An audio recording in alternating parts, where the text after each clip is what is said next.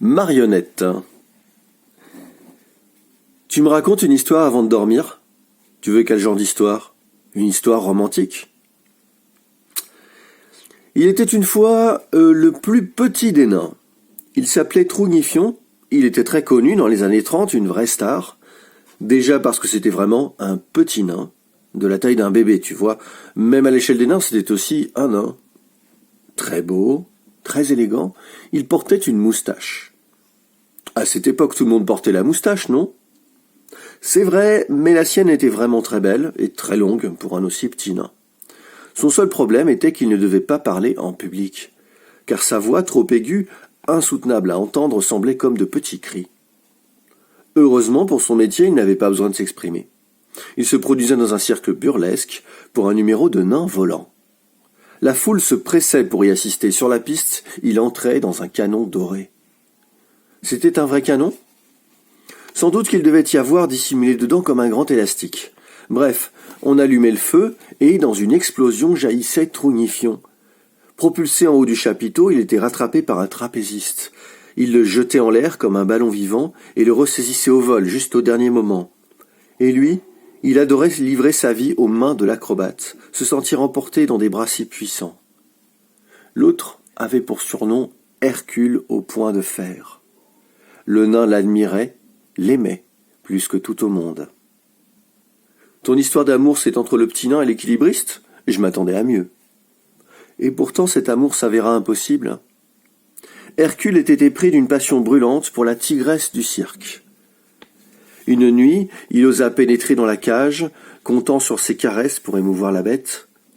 Alors qu'il approchait ses doigts vers le museau, la tigresse les croqua.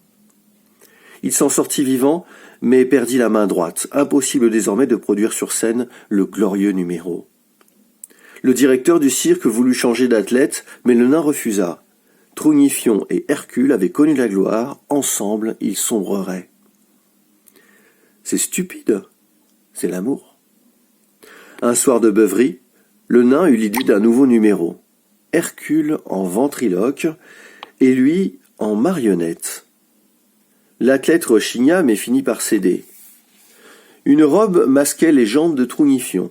Il était nu dessous.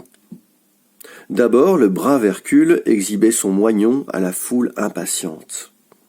Il l'enduisait d'huile, puis soulevait le nain, et d'un geste précis, il l'enfilait au fond. Trougnifion se taisait, car dans le numéro, Hercule en ventriloque interprétait sa voix. J'ai du mal à y croire comment c'est possible qu'un nain aussi petit s'élargisse à ce point. Tu sais, l'amour a sur le corps une bien belle influence. Le cœur du nain s'ouvrait et son fondement suivait. Il n'avait pas mal, bien au contraire. Le public devinait au travers de sa robe une vaste érection. Hercule en ventriloque, quoique mauvais acteur, assurait les répliques. On ne l'écoutait pas, peu importaient les mots. Les gens venaient pour voir l'incroyable spectacle du nain devenu chose. Une marionnette vivante. S'il avait pu parler, il en aurait crié de joie et de jouissance. Ainsi passèrent pour lui ses plus belles années. Pour Hercule, au contraire, ce fut la fin de tout. Ses conquêtes féminines souhaitaient tout essayer son moignon bien huilé. Et lui n'en pouvait plus lorsqu'elle lui murmurait « Enfile-moi ton membre » en désignant son bras et délaissant son sexe. Un jour n'y tenant plus, dans une telle colère avant le numéro, il enfila le nain trop loin jusqu'à briser son corps. Dans un dernier sursaut, il cria « Je t'aime » de sa voix trop aiguë. Ainsi finit l'histoire. Il est temps de dormir. Merci, c'était très bien. Fais de beaux rêves, ma princesse. Et voilà, où il y a de la gêne, il y a parfois du plaisir. J'espère que ça vous aura plu, ou pas. Et je vous donne rendez-vous demain pour un tout petit texte